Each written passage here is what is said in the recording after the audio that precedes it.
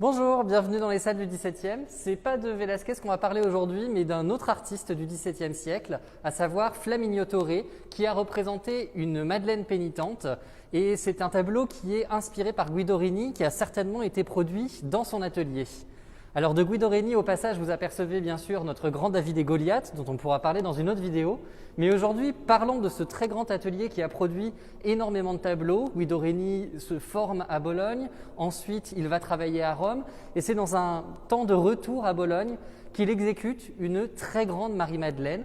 Donc un sujet qui plaît beaucoup à l'époque, puisque Marie-Madeleine correspond très bien aux critères de la contre-réforme de représenter comme ça l'extase de certains saints. Donc vous voyez cette figure qui lève les yeux au ciel tandis que les anges s'approchent d'elle. Elle est en train de méditer sur l'existence et sur la mort. C'est pour cela qu'il y a un crâne sous sa main gauche. Donc un tableau qui correspond vraiment à la religiosité du XVIIe siècle.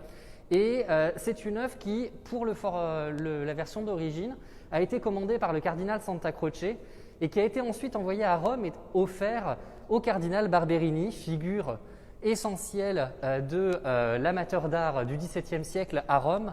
Et ce tableau a été tellement célèbre par les personnes qui venaient le voir dans la collection Barberini qu'on a décidé d'en refaire de nombreuses versions.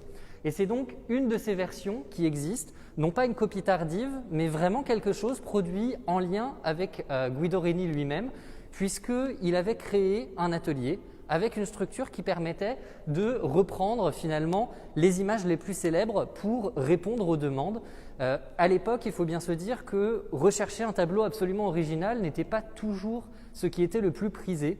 Au contraire, on avait parfois tendance à vouloir justement avoir un tableau qui reprenait celui d'une grande collection que l'on connaissait.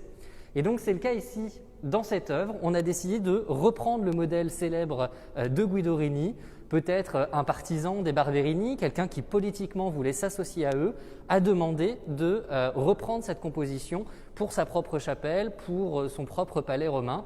Là, on n'a malheureusement aucune information, puisque le tableau n'est connu que depuis la fin du XVIIIe siècle, alors qu'il est à Pithiviers, juste à côté d'Orléans.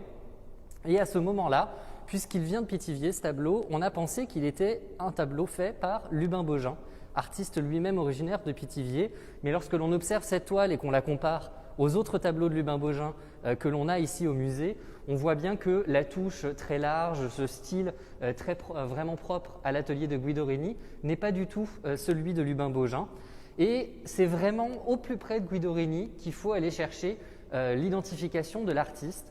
Regardez par exemple comment les mèches de cheveux ont été peintes de manière très large avec un pinceau qui se veut extrêmement rapide, extrêmement onctueux, qui n'hésite pas à laisser des marques dans la matière picturale. Ça, c'est le genre de choses que l'on retrouve très souvent dans les tableaux d'un des élèves et d'un des collaborateurs de Guidorini, à savoir Flaminio Torre. Donc c'est un artiste qui pendant longtemps a un petit peu disparu derrière le nom de Guidorini, mais de plus en plus, notamment depuis Roberto Longhi, un grand historien d'art italien, on a pu réétudier cette figure et découvrir comment, en s'associant très étroitement à Guidorini ou parfois en étant un artiste totalement indépendant, il a eu une production extrêmement importante dans les années 30, 40, 50.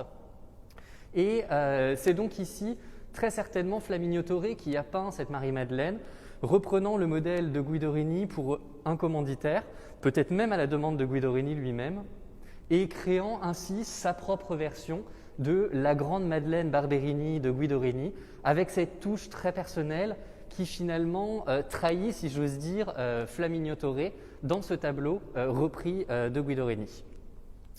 Donc c'est une chance ici d'avoir cette œuvre qui permet d'évoquer cette grande peinture romaine et émilienne du XVIIe siècle. Et c'est un tableau que vous pourrez réadmirer au musée lorsque les salles seront rouvertes. Et un tout petit peu plus loin, vous verrez une deuxième œuvre de Flaminio Torre. Nous avons beaucoup de chance.